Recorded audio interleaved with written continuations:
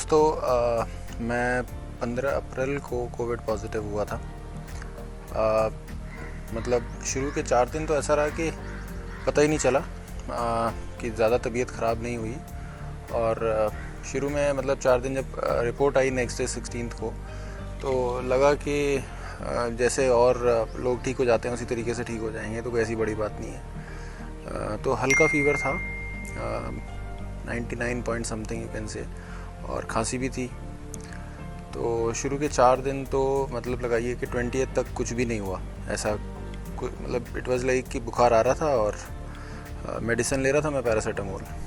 तो लेकिन 20 तारीख के बाद जो फीवर है, फीवर बहुत ज़्यादा हो गया और 101 टच करने लगा, 1 से ऊपर जाने लगा, और जो पूरा बॉडी में वीकनेस आने लगी और खांसी भी बढ़ती गई।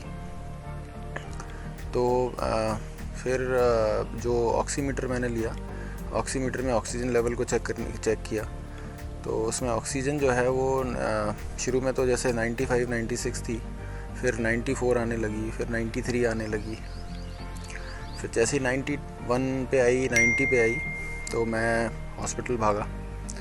हॉस्पिटल गया, जाके वहाँ हॉस्पिटल में जो सीनियर डॉक्टर थे उन्होंने बोला कि भाई आप पैनिक करने की ज़रूरत नहीं है और आप उल्टा लेटिए, क्योंकि ऑक्सीजन जल्दी से ऑक्सीजन पे डिपेंडेंट होना भी ठीक नहीं है, और हमारी बॉडी अगर उसको रिकवर करे जितना जल्दी वो करे तो वो ज़्यादा बेटर है। तो प्रोन, आप सब देख ही रहे होंगे, प्रोन वेंटिलेशन चल रहा है आजकल, जो आप उल्टा लेट के और जो पेल्विक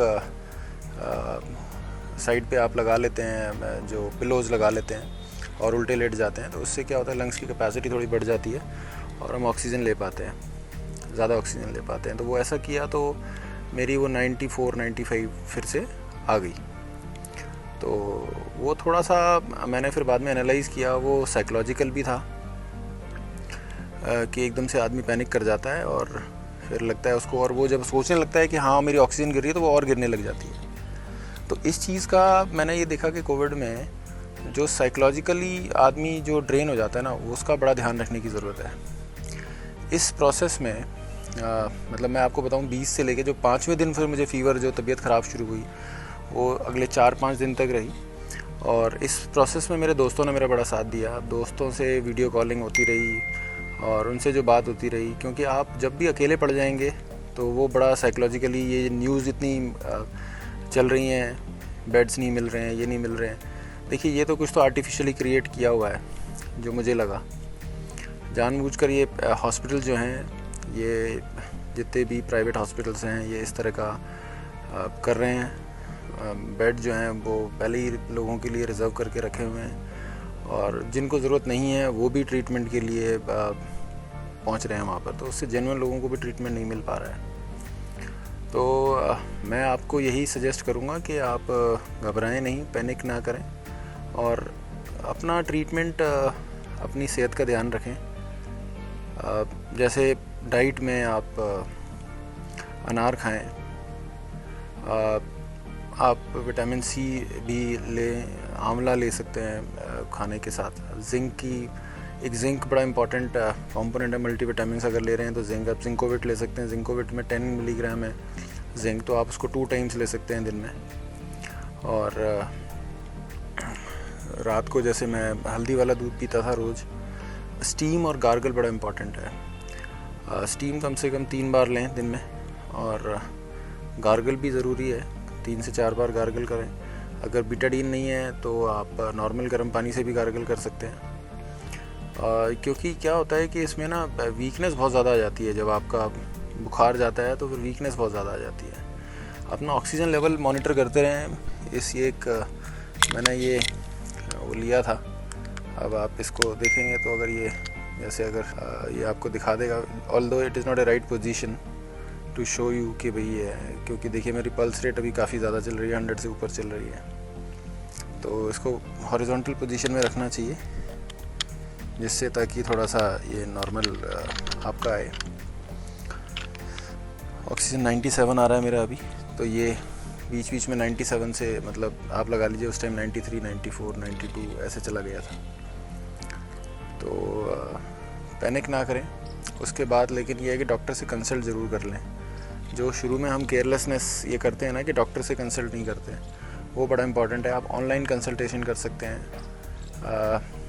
तो मैंने फिर अपना सीटी स्कोर कराया, सीटी स्कैन कराया चेस्ट का सीटी स्कैन जब कराया तो मेरा स्कोर 6 आया, जो कि माइल्ड ही था एक्चुअली। 6 से मतलब अप टू 18 आउट ऑफ 25 जो स्कोर है, अप टू जो 8 है वो माइल्ड में आता है, 8 to 15 जो है वो मॉडरेट में आता है, और 15 से अबव जो होता है वो सिवियर में आता है। तो माइल्ड तो केसेस घर पर ही ठीक हो जाते हैं, होम आइसोलेशन में ही ठीक हो जाते हैं, खुद ही रिकवर कर जाते हैं। जो मॉडरेट केसेस होते हैं वो थोड़ा सा उनको मॉनिटर करना पड़ता है ध्यान से और ज़्यादा, और ज़रूरत पड़े तो हॉस्पिटलाइजेशन की ज़रूरत पड़ सकती है उनको। तो डॉक्टर से संपर्क में रहना बहुत ही ज़रूरी है मॉडरेट पेशेंट्स को भी। तो सिवियर वाले तो मस्ट है, 15 से ऊपर जाना तो हॉस्पिटलाइजेशन होना बड़ा ज़रूरी है।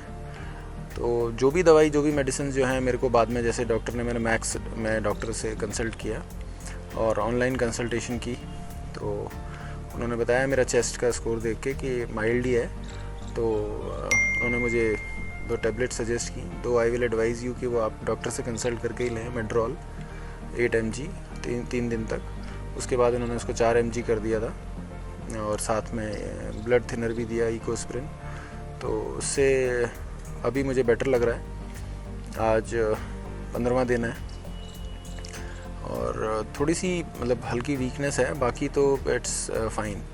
मतलब भूख मेरी नॉर्मल आ गई है। मेरा 5वें दिन जो टेस्ट गया था, स्मेल गई थी, तो वो अभी 50% टेस्ट वापस आ गया है।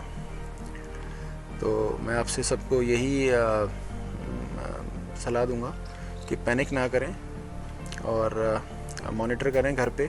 90 के ऊपर ऑक्सीजन जो है वो आपकी आ सकती है, बेटर हो सकती है। अगर आप पहुंच भी गए हैं तो इतनी जल्दी पैनिक ना करें।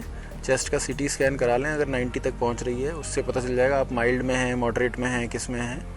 और डॉक्टर से कंसल्ट करते रहें, ऑनलाइन कंसल्टेशन भी बेशक करते रहें आप, तो उसको लाइटली ना लें।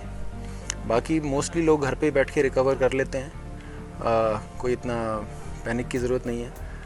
बट ये है कि क्योंकि न्यूज़ इस तरह की चल रही हैं तो थोड़ा सा वो लगता है, और जिनको कोमॉर्बिडिटीज़ है उनको खास ध्यान रखने की ज़रूरत है। Thank you.